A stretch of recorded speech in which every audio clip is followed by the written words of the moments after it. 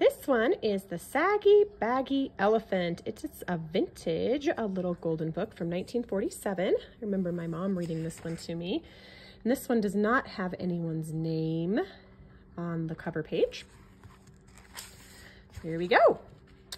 A happy little elephant was dancing through the jungle. He thought he was dancing beautifully. 1, 2, 3, kick. But whenever he went 1, 2, 3, his big feet pounded so that he shook the whole jungle. And whenever he went kick, he kicked over a tree or a bush. And when he waved his trunk, he tore down a trailing vine every single time. But the happy little elephant didn't mind that. He just danced along, leaving wreckage behind him, until he met a parrot. "Why are you shaking the jungle all to pieces?" cried the parrot, who had never before seen an elephant. "What kind of animal are you, anyway?" The little elephant said, "I don't know what kind of animal I am. I live all alone in the jungle. I dance and I kick, and I call myself Sooki. It's a good sounding name, and it sort of fits me, don't you think?"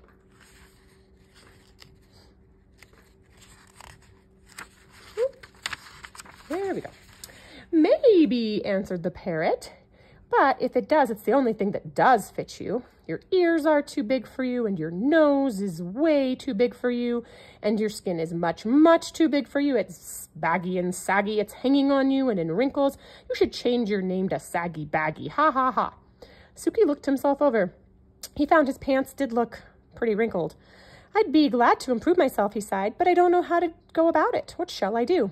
"I can't tell you. It looks terrible to me. I never saw anything like you all my life," replied the parrot. Then he flew away, laughing and screeching. So the poor little elephant tried to smooth out his skin. He rubbed it with his trunk, but that did no good. He pulled up his pants legs, but they fell right back into dozens of wrinkles. Just then, a tiger came walking along. He was a beautiful, sleek tiger. His skin fit him like a glove. Sooki rushed right up to him and said, "Tiger, please tell me why your skin fits so well. The parrot says mine is all baggy and saggy, and I do want to make it fit me like yours fits you." The tiger didn't care a fig about Sooki's troubles, but he did feel flattered and important, and he did feel just a little mite hungry. "My skin is always did fit," said the tiger. "Maybe it's because I take a lot of exercise, but," added the tiger, if you don't care for exercise, I shall be delighted to nibble a few of those extra pounds of skin off of you." "Oh, no thank you, no thank you," said Sooki. "I love exercise. Just watch me." So Sooki ran and ran until he was well beyond the reach of the tiger. By this time it was almost dark. So Sooki kept right on exercising. He pulled up tree roots and all. He did somersaults and rolled on his back. He walked on his hind legs and he walked on his front legs. He walked up a mountain and then down a mountain. It was a beautiful walk in the damp, cool jungle night, and the little elephant was sure it was good for his skin. By dawn, he was back in the jungle, and the first person he met was the parrot, who had laughed at him again. "Hello, Saggy Baggy," the parrot said. "You look worse than ever. You look as if you'd slept in your clothes." "I wish I had," cried Sooki, who was very tired after his night of hard work. It's plain that the tiger's advice didn't help me a bit. Now I don't know what to do. So Sooki wandered down to the river to get a big drink of water. It was gloomy and scary in the deep shade by the river.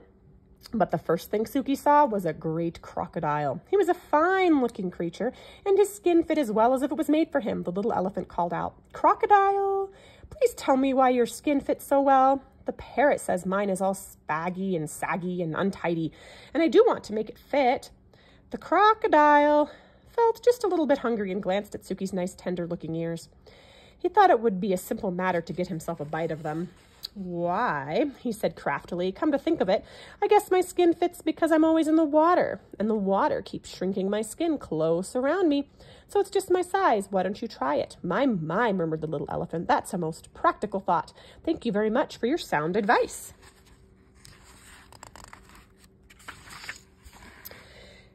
And Sooki tramped right into the water and began to swim around. But no matter where he swam, the big crocodile swam so close to Sooki's tender-looking ear that pretty soon the little elephant began to be afraid of that crocodile. And when the crocodile opened his big jaws and snapped at Sooki's ear, the little elephant clambered up the bank and began to run. Come back, called the hungry crocodile. "You weren't in the water long enough to shrink your skin." Maybe not, said the little elephant, still running, but I kept my skin all in one piece and I still have my 2 ears.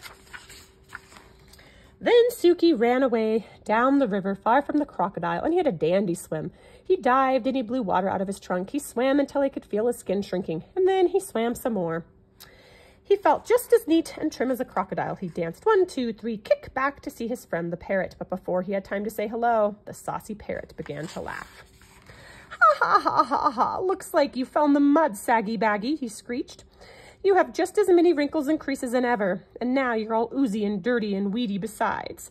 Poor Sooki felt terribly discouraged. I'd better hide in the dark place where my bags and sags and creases and wrinkles won't show, he said.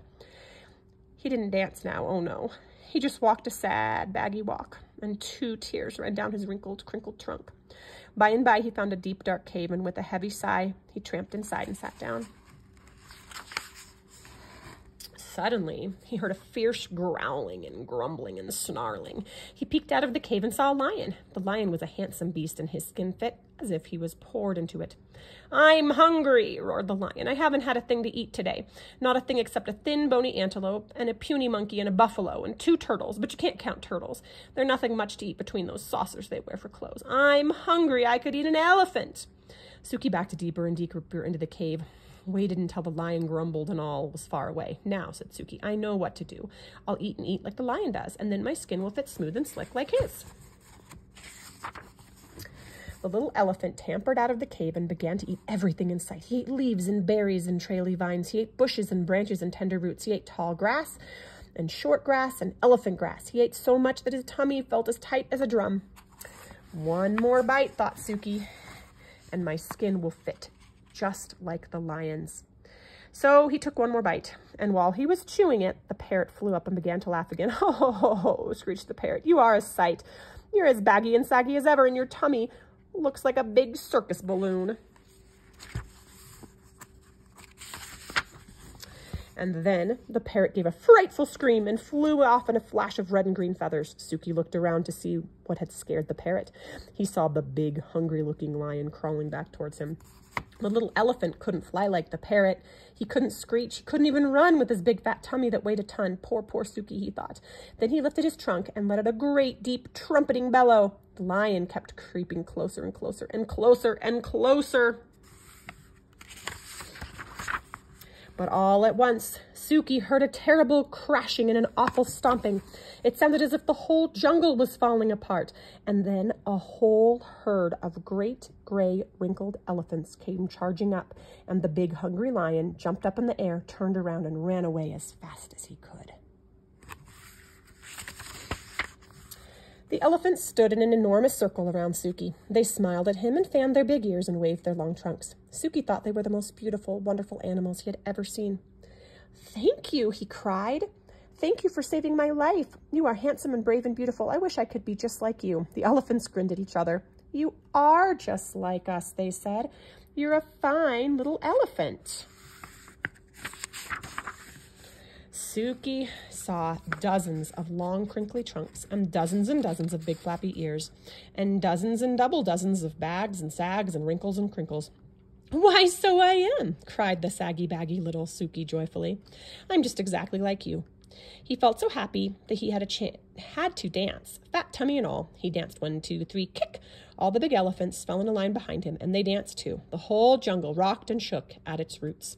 Just then, the parrot came back to see if the lion had finished eating Sooki. Look at me now, you mean old parrot, called Sooki.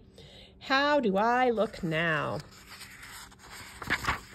The parrot was so surprised to see the little elephant alive and well and leading a parade of dancing elephants that he couldn't say a word. This time, Sooki laughed. I'll tell you how I look, he laughed. I look just exactly right for an elephant.